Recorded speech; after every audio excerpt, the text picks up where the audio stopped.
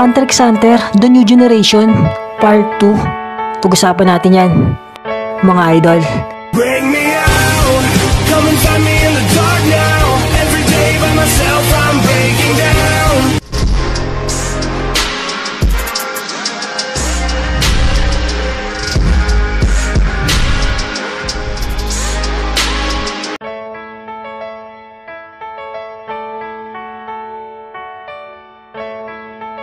At ngayong araw nga mga Lodi, tatalakayin na natin ang ikalawang kabanata sa paglaki ng ating mga bida. Pero bago ko nga umpisahan, palagi kong sinasabi na hindi pa po ito official. At ito ay isang fanfiction lamang na isinulat ni Boy Anime para sa mga Hunter fan na patuloy nagmamakal ng Hunter x Hunter anime. At kung malino na sa lahat, tara na, umpisahan na natin to.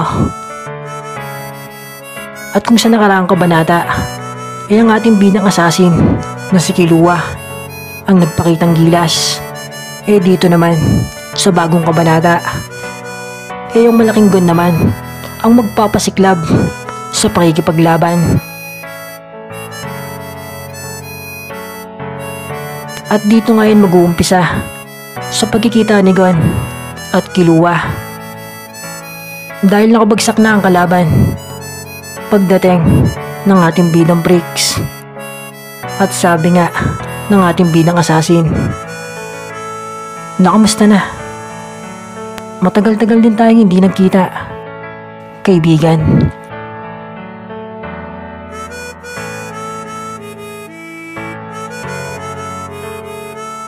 At sagot naman ng ating bidang breaks, natama ka. Matagal-tagal na nga simula nun, Killua.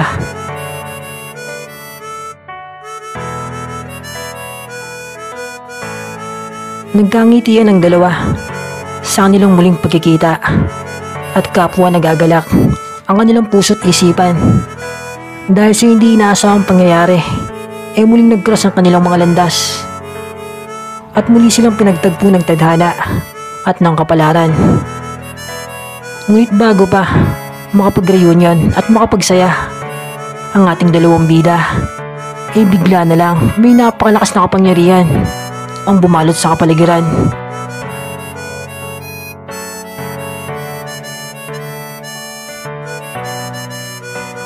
At buhay pa pala ang nakakatakot na mamamaslang.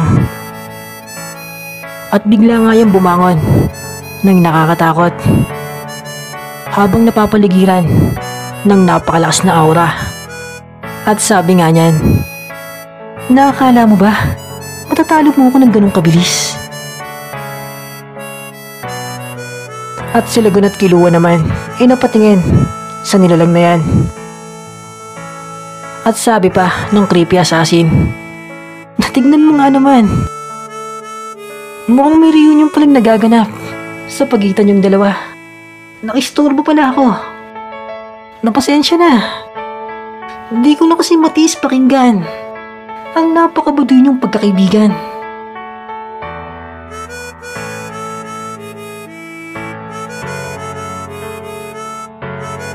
Kung ganun ko pala ang sinasabi niya, na nagturo sa kanya ng napakagandang payo na isa kang malaking baliw para turuan mo ang kaibigan mong mamamaslang na huwag kumitil ng buhay.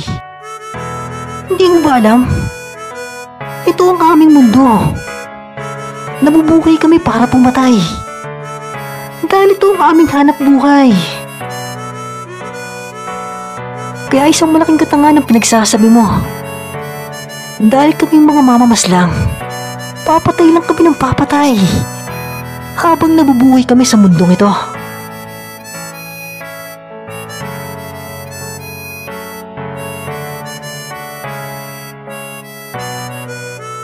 Naiintindihan mo na ba, kaibigan? At sagot nga lang ni Gon na hindi mo alam ang halaga ng buhay. Kaya nasasabi mo ang mga bagay na yan.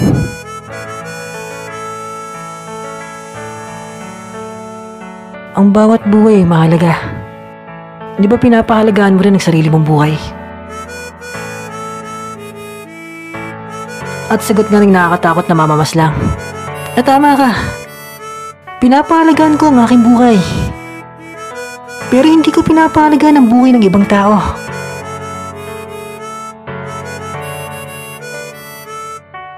Dahil yun naman ang realidad. Dahil sarili mo lang ang tutulong sa'yo.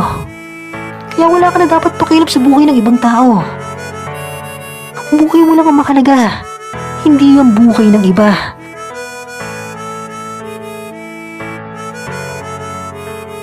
At sagot nga ng ating bidang Pricks, puro pang sariling adikain lang ang iyong layunin. At punong-puno ng kasamaan ang laman ng iyong puso't isipan. At sagot naman ng creepy assassin na bakit? Kailangan bang maging mabuti para mabuhay sa mundong ito? At sagot naman ng binatang Gon na hindi lang mabuting pamumuhay ang kailangan. Kailangan ay gumawa ka rin ng kabutihan sa kapwa mong nangangailangan.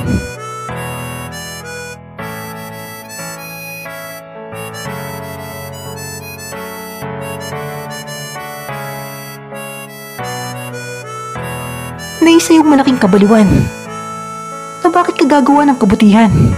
Punong-puno ng kasamaan ng mundong ito. Kaya dapat sasabay ka. Kung masama sila, dapat mas masama ka. Dahil kung pabuti-buti ka, ikaw ang unang mamamatay. Hindi dapat pinapairal ang awa sa mundong ito. Dahil hindi ka naman kakaawa ng iba.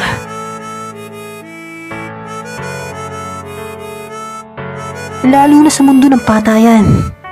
Kung maaawa ka sa kalaban mo, isa yung malaking kahangalan. At baka magdulot pa yun ng iyong kamatayan. Pero sagot nga lang ng ating bidang Pricks, nabaluktot ang iyong katwiran. Pinapahalagaan mo ang buhay mo, pero wala kang pakialam sa buhay ng ibang tao. At dagdag pa ng ating bida na hindi mahalaga kung masama ang iba. Hindi mahalaga kung lukuhin ka. At hindi rin mahalaga kung mamatay ka. Dahil ang mahalaga, yung alam mong tama ang ginagawa mo.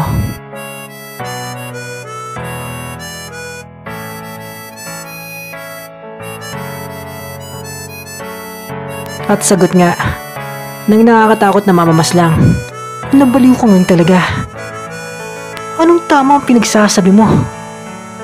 Tama bang kaya ang pinapatay ka ng iba? At tama rin bang pinapahirapan ka kahit wala ka namang kasalanan? Na wala kayong alam sa hirap at sakit na aking pinagdaanan. At dagdag niya pa na ang masayang reunion nga daw na pagkikita ng ating dalawang bida babalutan niya ng kalungkutan.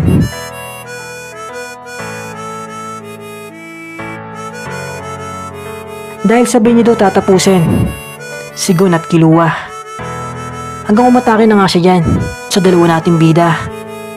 Kaya ka po umilag na ang Hunter at Assassin.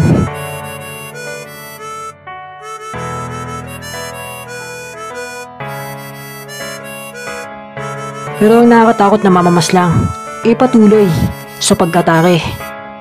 At habang umaatake siya, sabi niya na wala nga daw kwenta ang kabutihan. At ang ating mga bida naman patuloy na umiiwas sa atake ng kalaban. At sa lakas ng kapangyarihan ng creepy assassin, hindi makalapit sila Gon at Killua dahil nababalutan ito ng masamang aura. Kaya dumistansya na lang muna ang ating mga bida. At sabi nga ni Killua na mas laling lumakas nga daw ang aura nito ngayon kumpara nung kalaban niya ito nung mga nakaraan. At sabi naman ni Gon na gumawa nga daw ito ng pinagbabawal, kaya lalong lumakas ang kanyang kapangyarihan. hanggang nandyan na naman ang atake ng kalaban. At lahat ng tinatamaan niyan ay nawawasak.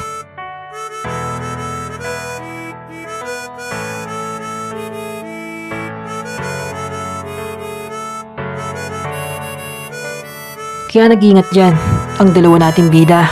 Pero ang nakakatakot na mamamaslang ay patuloy lang sa pag-atake.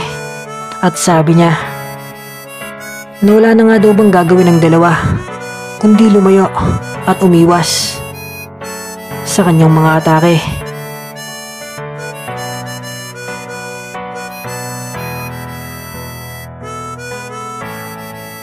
Hanggang si Killua ay gagamit na sana dyan ng Nen ability. Pero bigla siyang pinigilan ng binatang gun at sabi nito na ako na ang bahala, Killua. Na manood ka na lang muna dahil gusto ko sana siyang kalabaning mag-isa. At pumayag naman dyan ang ating bidang assassin at nanood na lang muna siya sa gagawin ng ating bidang pricks.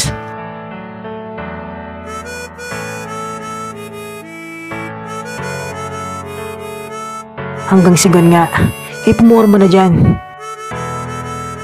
at ginamit niya na ang kanyang Jajangken at hindi na ito katulad ng Jajangken nung maliit na Gon dahil mas pinalakas na ang Jajangken ng binatang Gon at sinubayan nga niya ang kapangyarihan ng kalaban. Ngunit sa kanilang sabayan ay tumagos ang Jajangken ng ating bida sa kapangyarihan ng mamamaslang hanggang tumama ito sa creepy assassin at nagdulot yan ng napakalakas na pagsabog.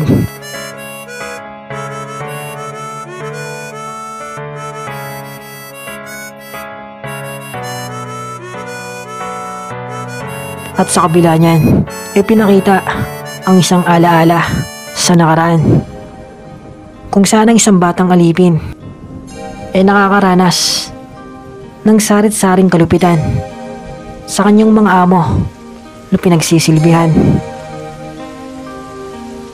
Ngunit kahit palagi siyang pinapahirapan ng kanyang mga amo, walang magawa ang bata kundi sumunod sa mga ito dahil ito ang buhay ng isang alipin.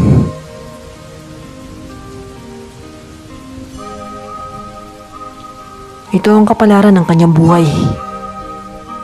Kaya ang lahat ng mga utos ay ginagawa niya ng tama para hindi magalit sa kanya ang kanyang malulupit na amo.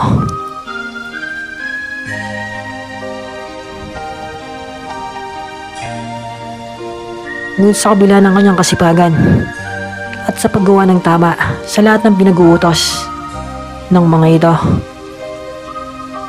ang kapalit pa nito madalas pa siyang saktan ng kanyang mga amo kahit wala namang dahilan. Nag-iisip ang bata kung ganito daw ba talaga ang buhay ng isang alipin dahil lahat daw ng kanyang ginagawa parang mali sa kanyang mga amo. Lahat naman daw ng mga utos nito kanyang ginagawa ng tama. Kaya tanong ng bata, ano daw ba ang mali? Bakit siya palaging sinasaktan? At sabi niya sa kanyang isipan, na ano ba ang mali kong nagawa? Bakit palagi din ako sinasaktan? Nag-iisip pa siyang tumakas para maging malaya.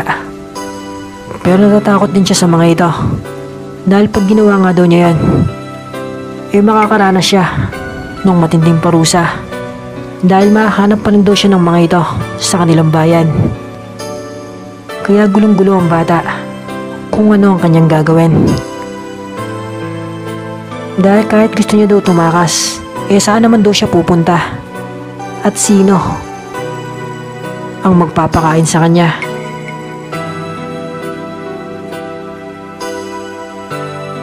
Kaya pinili na lang ng bata na magtiis na lang sa kanyang mga amo. Dahil kahit nakakaranas daw siya ng kalupitan sa mga ito, nakakakain naman daw siya dito kahit papaano. Kaya pinili niya na lang mahirapan kaysa tumakas nang hindi niya alam kung saan ang kanyang patutunguhan. Ngunit habang tumatagal, ay lalo ring tumitindi ang pagpapahirap sa kanya ng kanyang mga amo.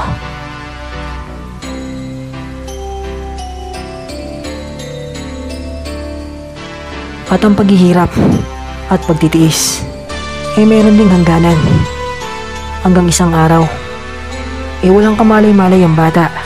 Paparating na pala sa kanya ang isang matinding trahedya na magpapabago sa kanyang pananaw. Kung saan ang batang alipin ay kakatapos lamang sa buong araw niyang trabaho. At masaya siya dahil natapos niya na ang lahat ng pinag-uutos sa kanya. Kaya magpapahinga sana ang bata.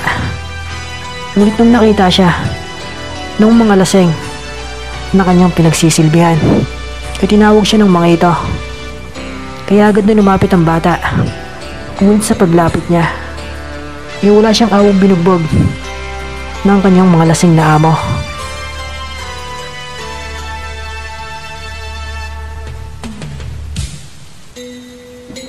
Ito'y katuwaan lamang nila.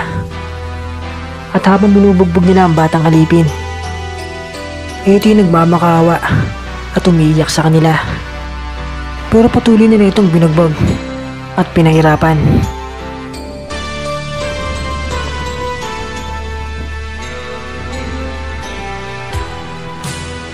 Kaya ang bata ay patuloy na lumuluha at sabi niya sa kanyang isipan na ginawa naman daw niya ang lahat.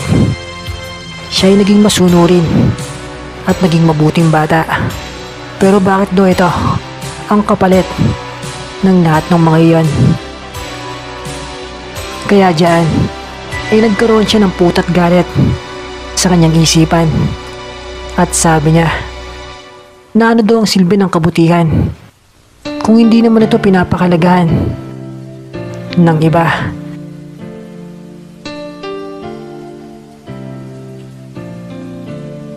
Hanggang iniwan na siyang nakabulagta ng kanyang mga amo. At sa pag-alis nga ng mga yan, biglang may nagpakitang misteryosong nilalang sa batang alipin. At sabi nito sa kanya, "Suwang-sawa ka na ba sa paghihirap?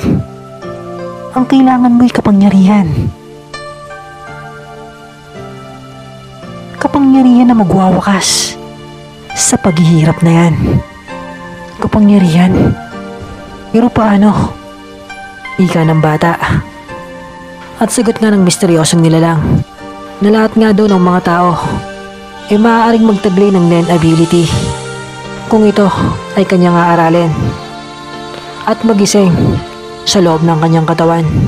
Sumagot ang bata na gusto nga daw niya ng kapangyarihan.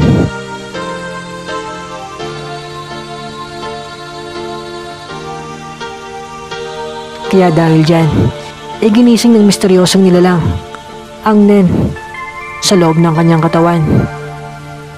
At dahil dyan, nabalutan ng malakas na aura ang batang alipin. At sabi niya na napakasarap daw sa pakiramdam ang kapangyarihang ito. At sabi naman ng misteryosong nilalang, "Nagamit ng Nen ability, wala nang pwedeng manakit sa'yo."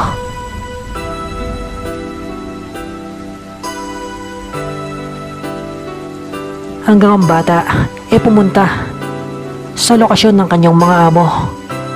At kinutya naman siya ng mga ito at pinagtawanan. Dahil pumunta daw ba ito dito para bumawi o gumanti sa kanila. Ang lakas naman doon ng loob na to. At dagdag pa nila na ang alipin nga daw ay habang buhay magiging sunod-sunuran sa kanilang mga amo.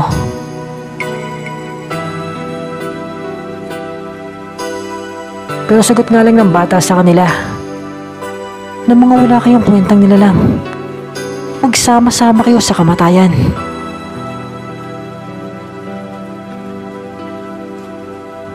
At walang awa niyang pinaslang ang lahat ng kanyang mga amo gamit ng kanyang Nen ability.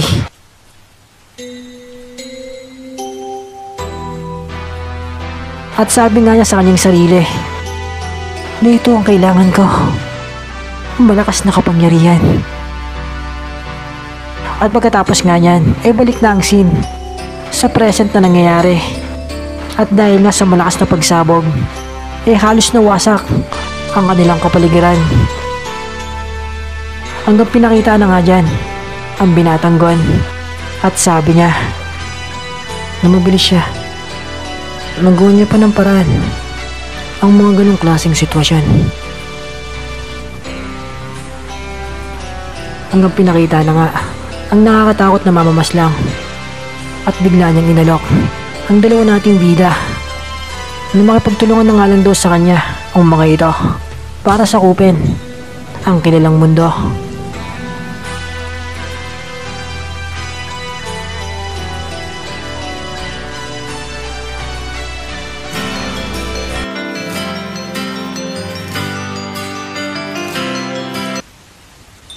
At dyan na nga nagtapos ang part 2 ng video ito. At hantay-hantay na lang mga idol sa mga susunod na kabanata.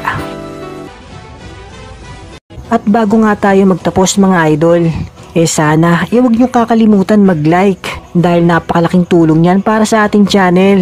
At kung meron naman kayong opinyon, i-comment nyo na lang yan sa ating comment section para malaman din namin ang inyong mga opinyon. At kung may bago naman dyan, sana huwag nyo kakalimutan mag-subscribe and click the bell icon para hindi ka nahuhuli sa mga latest uploads natin. Yun, salamat!